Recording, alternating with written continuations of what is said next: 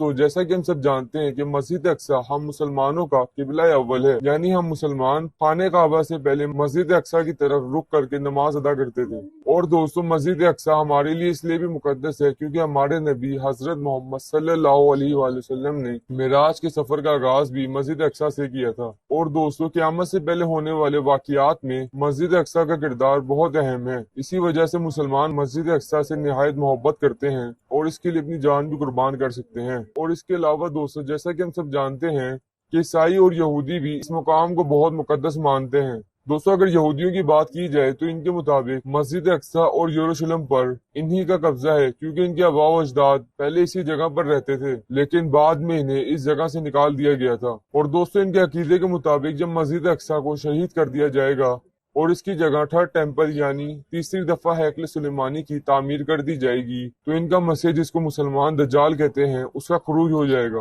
اور وہ دجال کی قیادت میں پوری دنیا کو فتح کرنے نکل جائیں گے۔ اسی وجہ سے ان کا منصوبہ کچھ یوں ہے کہ مسجد اقصی کو کسی طرح سے شہید کر دیا جائے اور اس کی جگہ تھرڈ ٹیمپل کی بنیاد رکھ دی جائے۔ لیکن دوستو جیسا کہ آپ سب جانتے ہیں کہ اگر یہودیوں نے مسجد اقصی کو شہید کرنے کی کوشش کی تو ہر مسلمان ان کے خلاف ہو جائے گا اور ان سے جنگ کرنے نکل جائے گا اور یوں ایک تیسری عالمی جنگ قائم ہو جائے گی۔ اسی وجہ سے یہودی مسجد اقصی کی بنیاد کو کھوکھلا کر رہے ہیں جس سے مسجد اقصی اپنے آپ ہی گر کر شہید ہو جائے اور یہ لوگ سب سے کہہ سکیں کہ یہ ایک قدرتی آفت تھی۔ دوستو مسجد اقصی کو یہودی کیوں شہید کرنا چاہتے ہیں اور اس کی جگہ تھرڈ ٹیمپل کیوں بنانا چاہتے ہیں، چلے میں آپ کو بتاتا ہوں۔ دوستو حضرت یعقوب علیہ السلام جن کی آل کو بنی اسرائیل کہا جاتا ہے، ان کے بیٹے حضرت یوسف علیہ السلام جب مصر کے حاکم بنے تھے تو یہودی ہجرت کر کر مصر آ گئے تھے، لیکن جیسے ہی حضرت یوسف علیہ السلام اس دار فانی سے کوچ کر گئے تو یہودیوں کے اوپر مصر میں بہت سے مظالم ہونا شروع ہو گئے۔ اس کے بعد جب حضرت موسیٰ علیہ السلام کا دور آیا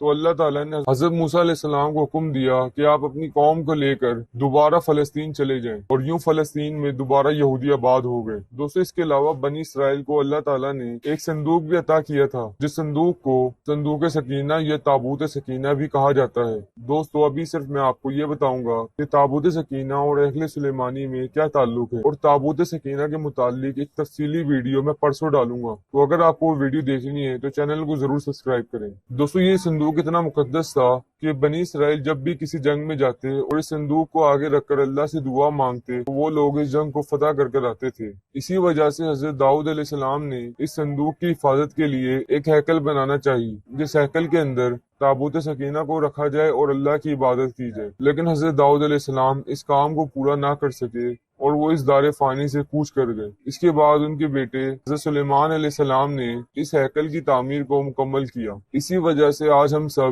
اس ہیکل کو ہیکل سلیمانی کے نام سے یاد کرتے ہیں۔ اس کے بعد دوستو جب حضرت سلیمان علیہ السلام اس فانی دنیا سے کوچ کر گئے تو یہودیوں نے فتنہ فساد پھیلانا شروع کر دیا اور جادو تک سیکھنا شروع کر دیا۔ اسی وجہ سے یہودی آپسی لڑائیوں میں الجھنے لگے۔ اسی آپسی لڑائیوں کی وجہ سے ریاست کو دو حصوں میں تقسیم کر دیا گیا، ایک حصہ شمالی فلسطین اور اردن میں بنا اور دوسرا حصہ جنوبی فلسطین میں بنا اور یوں دو ریاست وجود میں آئیں، پہلی ریاست کو اسرائیل اور دوسری کو یہودی کہا گیا۔ لیکن دوستو جب ان کے فتنہ فساد حد سے بڑھ گئے تو اللہ تعالیٰ نے بابل کے بادشاہ بخت نصر کی صورت میں ان کے اوپر عذاب نازل کیا۔ بخت نصر نے یروشلم کی اینٹ سے اینٹ بجا دی اور اسی جنگ کے دوران ہیکل سلیمانی بھی شہید ہو گئی اور بخت نصر تابوت سکینہ کو بھی اپنے ساتھ لے گیا۔ لیکن دوستو اس کے بعد سائرس دی گریٹ نے اس جگہ کو دوبارہ آباد کیا اور یہودیوں کو یہاں پر لا کر آباد کرنا شروع کر دیا۔ لیکن دوستو یہودی اس بار بھی اپنی حرکتوں سے باز نہ آئے اور اس بار تو انہوں نے حد ہی کر دی، انہوں نے اللہ کے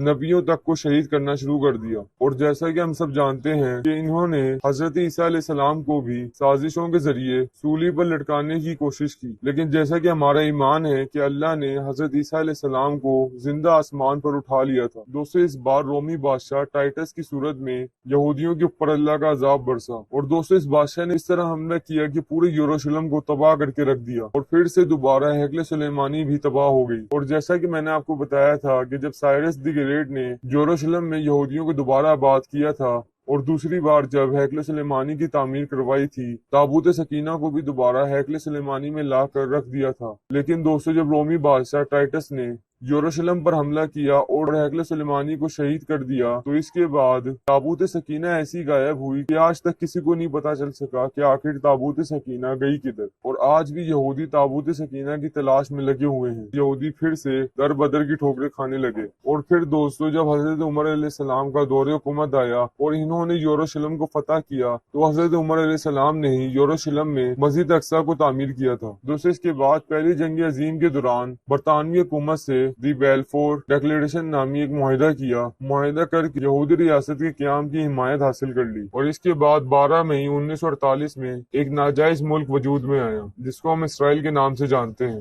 دوستو، یہودیوں کے مطابق جس جگہ مسجد اقصی بنی ہوئی ہے، اسی جگہ پہلے ہیکل سلیمانی ہوتی تھی۔ اسی وجہ سے یہودی مسجد اقصی کو کسی طرح سے شہید کر کے تیسری دفعہ ہیکل سلیمانی کی تعمیر کرنا چاہتے ہیں، اور یوں یہودی عقیدے کے مطابق ان کے مسیح دجال کا خروج ہو جائے گا۔